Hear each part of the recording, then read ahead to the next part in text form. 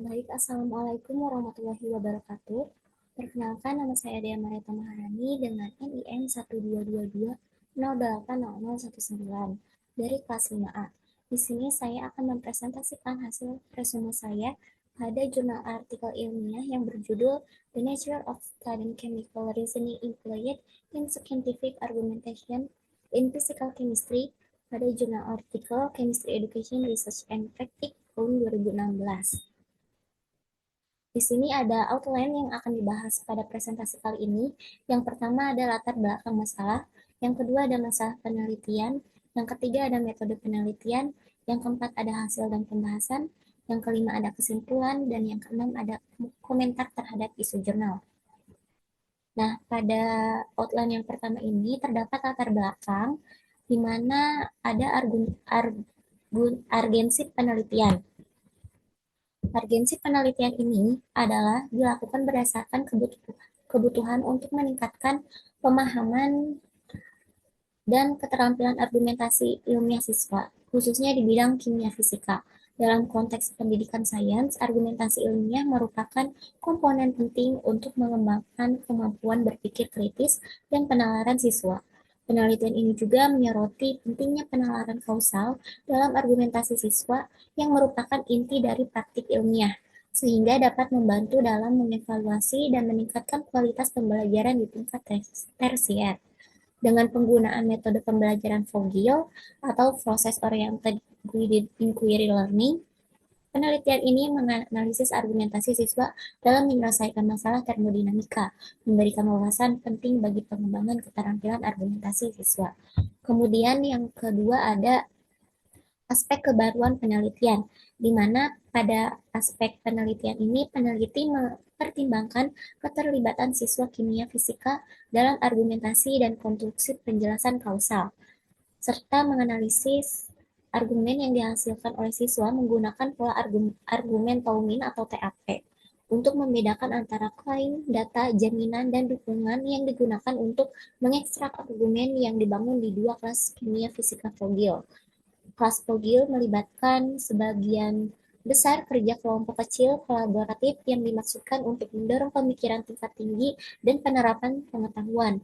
Untuk mengkarakterisasi penalaran dalam argumentasi siswa ini, peneliti menggunakan kerangka berpikir kimia dan metode penalaran dalam perkembangan pembelajaran tentang pemikiran kimia atau disingkat dengan TLP.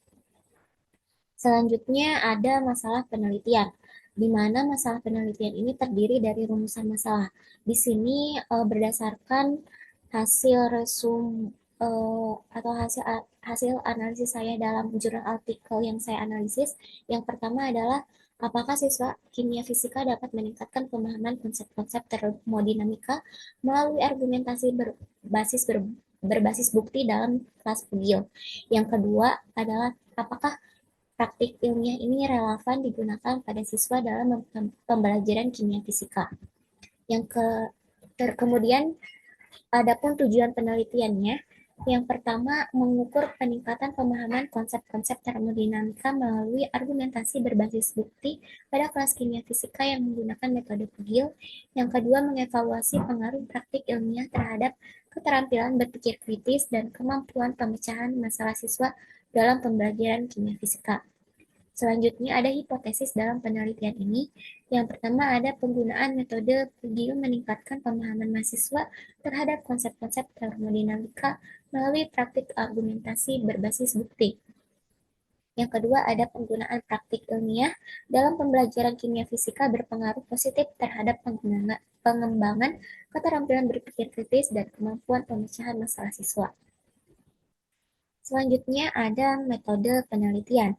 Metode penelitian ini adapun berdasarkan jenis metode penelitian. Jenis metode penelitian yang digunakan adalah metode analisis wacana kualitatif yang mengidentifikasi argumen dalam percakapan di kelas menggunakan pola argumen Taumin atau TAP. Kemudian ada subjek penelitian, di mana subjek ini melibatkan mahasiswa yang mengikuti kelas kimia fisika di tingkat perguruan tinggi. Selain itu, subjek penelitian yang digunakan melibatkan siswa yang berpartisipasi dalam diskusi kelompok kecil untuk membangun dan menganalisis argumen ilmiah. Adapun variabel yang diteliti, di mana variabel terikat meliputi pendekatan Vogel atau proses orientasi guided inquiry learning yang menekankan diskusi kelompok dan interaksi dalam pembelajaran kimia fisika. Kemudian variabel bebas ini terdapat pola penalaran dan kemampuan argumentasi ilmiah mahasiswa. Adapun instrumen yang digunakan dalam jurnal artikel ilmiah ini, yang pertama ada panduan kegiatan POGIL, di mana panduan kegiatan POGIL ini terdiri dari kegiatan pembelajaran yang dirancang berdasarkan panduan dan materi POGIL yang berfungsi sebagai instrumen untuk mengarahkan proses pembelajaran dan interaksi antar mahasiswa. Yang kedua ada rekaman video dan transkripsi, di mana interaksi mahasiswa ini dalam diskusi kelompok kecil dan keseluruhan kelas direkam dan ditranskripsikan, di mana transkrip ini kemudian dianalisis untuk mengevaluasi pola argumentasi dan penalaran yang terjadi selama kegiatan pembelajaran berbasis profil. Kemudian yang ketiga ada pola argumen Taumin atau TAP, di mana digunakan untuk menganalisis argumen yang dibangun oleh mahasiswa dalam kelas kimia fisika. Instrumen ini mengidentifikasi komponen utama dari setiap argumen, seperti klaim, data, jaminan, dan dukungan untuk memahami struktur dan kualitas argumentasi ilmiah mahasiswa. Yang terakhir ada pembelajaran berpikir kimia progresif atau CLTP, di mana instrumen ini digunakan untuk mengkarakterisasi mode penalaran mahasiswa dalam konteks kimia fisika dengan kerangka ini. Dengan kerangka ini, penelitian dapat mengidentifikasi jenis penalaran seperti penalaran relasional atau kausal yang diterapkan oleh mahasiswa saat membangun argumen. Kemudian ada teknologi penelitian, di mana teknologi penelitian ini terdiri dari teknik pengumpulan data dan untuk analisis datanya juga. Kemudian pada teknik pengumpulan data, dalam artikel ini melibatkan perekaman video aktivitas pembelajaran yang menggunakan metode POGIL di kelas kimia fisika. Perekaman video ini dilakukan untuk menangkap interaksi verbal mahasiswa baik dalam kelompok kecil maupun diskusi kelas, yang kemudian ditranskripsikan untuk analisis lebih lanjut. Setelah pengumpulan, rekaman video tersebut ditranskripsikan secara mendalam agar setiap interaksi verbal dapat dianalisis lebih lanjut. Selain perekaman video, penelitian ini mungkin juga menggunakan catatan observasi langsung untuk mencatat aspek diskusi nonverbal atau perilaku mahasiswa yang relevan, sehingga menambah konteks pada data transkrip.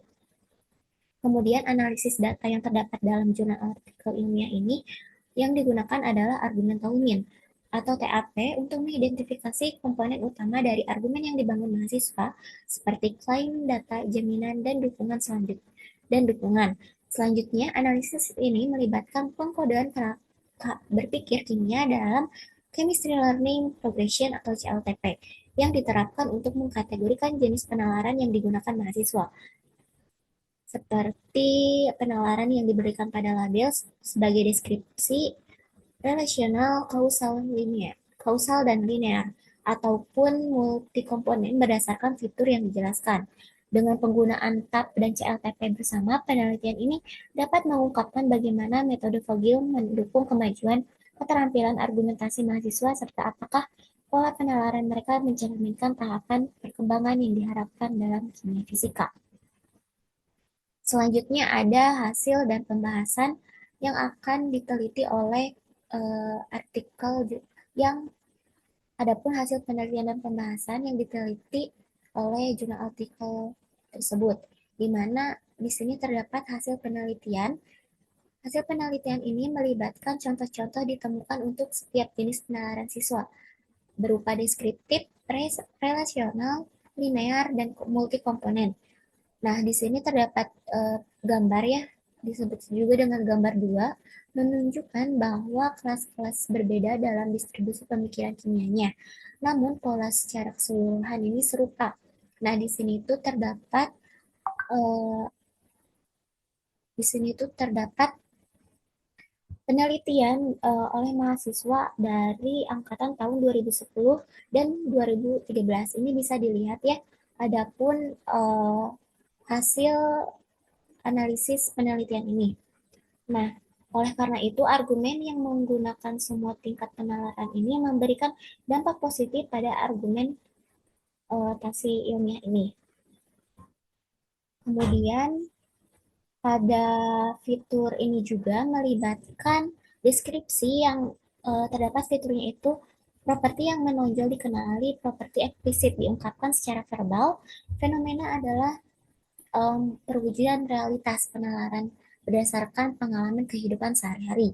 Kemudian yang kedua ada relasional, di mana fiturnya ini adalah properti eksplisit dan implisit disorot hubungan spasial dan temporal diperhatikan fenomena merupakan efek dari satu variabel atau tidak ada mekanismenya.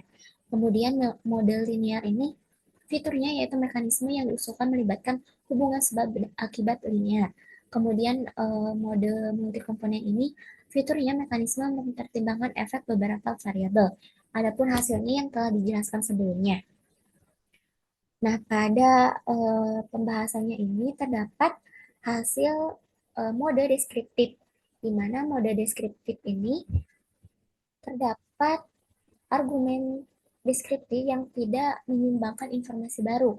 Sebaliknya, mereka bersifat repetitif berfokus hanya pada fitur-fitur yang dangkal dari perintah tersebut.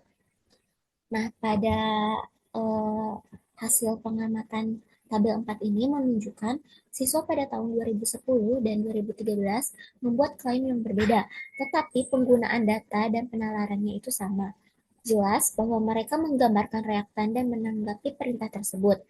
Klaim yang mereka buat bergantung pada identifikasi reaktan sebagai molekul atau elemen yang ditulis. Mirip dengan contoh sebelumnya, pertanyaan tersebut mendorong siswa untuk menggambarkan fitur masalah yang membuat klaim perintah tersebut memberikan kondisi yang tampak implisit untuk mengidentifikasi entalpi reaksi pembentukan pada siswa dari angkatan 2010 dan 2013. Tidak membuat klaim yang sama, serta praktik ini membuat argumen mengungkapkan area kebingungan yang mungkin terjadi pada pihak siswa. Meskipun tampaknya mereka tidak menggunakan penalaran yang kompleks dan membuat informasi baru, argumentasi ini juga membuat mereka untuk bisa mengklaim deskriptif, mengungkapkan penalaran dan interpretasi mereka terhadap masalah tersebut. Selanjutnya juga argumen yang menggunakan argumen yang menggunakan deskriptif ini bisa dilihat juga hasilnya pada layar di sini. Kemudian yang kedua ada argumen relasional, di mana argumen relasional ini menggunakan penalaran relasional yang mengandalkan hubungan tanpa memberikan pembenaran kausal apapun eh, apapun gitu ya. Kemudian pada tabel 6 di bawah ini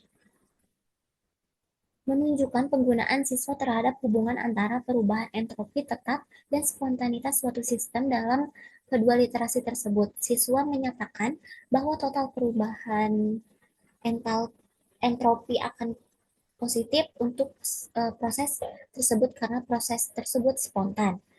Namun, dari Dr. Black bertujuan untuk menggerakkan siswa agar tidak hanya mempertimbangkan spontanitas dan perubahan entropi sebagai nilai matematika, tetapi juga dapat mempertimbangkannya sebagai variabel yang menggambarkan suatu proses, di mana argumentasi sebelumnya ini dari kegiatan ini mengungkapkan bahwa pembenaran ini didasarkan pada definisi untuk proses spontan yang diberikan dalam informasi audio.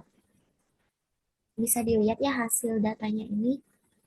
Kemudian yang ketiga ada argumentasi linear, di mana argumentasi linear ini siswa di kelompok menunjukkan penalaran linear yang mencangkup beberapa mekanisme sebab akibat linear. Argumentasi ini cenderung mengambil salah satu dari dua bentuk matematis atau konseptual, di mana struktur argumen matematis biasanya mencangkup deskripsi linear dan bertahap dari operasi matematika yang diselesaikan siswa untuk beralih dari data atau persamaan awal ke klaim atau hasil akhir. Kemudian pada argumentasi linear ini, siswa mengambil kesimpulan dari fenomena ini untuk memberikan pembelajaran konseptual atas langkah-langkah matematika yang diambil untuk menghitung nilai keluaran. Argumen linear ini berbeda dalam pernyataan penalaran sebab dan akibat. Dalam argumen yang disajikan di atas, para siswa mengusulkan mekanisme di mana satu langkah matematis atau fenomena mengarahkan ke langkah lain dan akhirnya ke suatu hasil. Kemudian ini bisa dilihat juga hasil dari tabel 11 mengenai argumentasi linear. Selanjutnya ada argumentasi multikomponen, di mana argumentasi multikomponen ini adalah argumentasi yang paling jarang muncul yang menunjukkan kesulitan dalam mempertimbangkan beberapa variabel seperti faktor yang berkontribusi terhadap suatu hasil, di mana sebagai tanggapan pada masalah ini melihat dua tanggapan bahwa berbeda menggunakan pemikiran multikomponen ini. Reed menyimpulkan bahwa neon akan lebih panas karena lebih ringan sehingga akan bergerak lebih cepat, sementara nitrogen memiliki ikatan yang akan digunakan untuk memutuskannya dengan panas, sehingga lebih sedikit energi yang digunakan untuk meningkatkan suhu. Kemudian jaminan bahwa panas yang ditambahkan akan memutuskan ikatan nitrogen menunjukkan pemahaman yang salah tentang energi ikatan. Kemudian, namun ia benar dalam mempertimbangkan ikatan nitrogen dan perbedaan massa antara nitrogen dan neon sebagai hasil yang signifikan. Hasilnya ini bisa dilihat ya di layar. Nah, argumentasi ini juga memberikan bukti bahwa siswa memahami konsep entropi dengan mempertimbangkan definisi benda padat, gerakan molekuler, suhu, dan keadaan energi.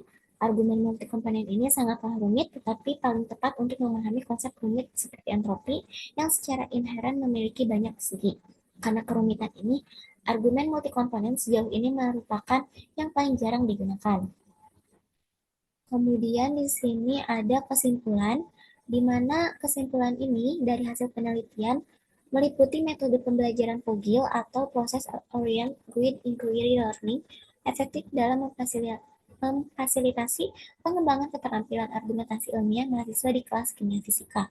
Melalui analisis ini, penggunaan pola argumen Taumin atau TAP dan kerangka Chemistry Learning Progression atau CLTP, ditemukan bahwa mahasiswa cenderung menggunakan penalaran relasional sederhana saat membangun argumentasi atau argumen ilmiah. Namun, pendekatan POGIL membantu mereka secara bertahap mengadopsi penalaran yang lebih kausal dan kompleks. Hal ini menunjukkan bahwa pembelajaran berbasis inquiry dan diskusi kelompok seperti yang difasilitasi oleh POGIL dapat menjadi sarana yang efektif untuk mendorong mahasiswa berpikir lebih mendalam dan menerapkan dukungannya sebab akibat dalam penalaran konsep-konsep kimia fisika. Penalaran ini memberikan wawasan bagi pendidik tentang pentingnya metode pembelajaran interaktif dalam meningkatkan kemampuan berpikir kritis dan ilmiah mahasiswa, sekaligus dapat menawarkan dasar untuk mengembangkan kurikulum yang lebih menekankan pada argumentasi dan penalaran kausal dalam pendidikan kimia. Selanjutnya di sini ada komentar terhadap isu jurnal menurut pembaca atau saya pribadi. Di sini terdapat pandangan di mana penelitian ini sangat mengapresiasi penerapan metode POGIL dalam meningkatkan keterampilan argumentasi ilmiah mahasiswa kimia fisika. Artikel ini menunjukkan bahwa POGIL efektif dalam mendorong partisipasi aktif dan pemahaman dasar mahasiswa, meskipun sebagian besar masih menggunakan penalaran relasional sederhana tanpa kedalaman kausal. Penelitian ini mungkin melihat artikel pada peneliti ini mungkin melihat artikel ini sebagai kontribusi berharga bagi pendidikan kimia, tetapi juga menyadari perlunya strategi tambahan yang lebih fokus pada penalaran kausal untuk memperkuat pemahaman mahasiswa. Kemudian ada kemanfaatan dari artikel jurnal ini, di mana artikel ini bermanfaat bagi pendidik dan pengembangan kurikulum karena menunjukkan efektivitas metode POGIL dalam mengembangkan keterampilan argumentasi ilmiah mahasiswa kimia fisika. Melalui bukti empiris dan panduan analisis menggunakan pola argumen Tolmin dan kerangka Chemistry Learning Progression atau CLTP, artikel ini membantu dalam penelitian kualitas argumen mahasiswa serta memahami tantangan dalam mencapai penalaran kausal yang mendalam. Kemudian ada pun tindak lanjut yang setelah mempelajari jurnal yang dianalisis ini. Adapun tindak lanjutnya itu setelah mempelajari jurnal tersebut, beberapa tindak lanjut yang harus dilakukan antara lain seperti refleksi penelitian, yang kedua pengembangan penelitian lebih lanjut, yang ketiga implementasi dalam pembelajaran, dan yang keempat ada dimensial hasil penelitian. Nah, mungkin itu saja hasil presentasi dari resume penelitian yang saya analisis. Terima kasih atas perhatiannya. Mohon maaf apabila ada kesalahan. Wassalamualaikum warahmatullahi wabarakatuh.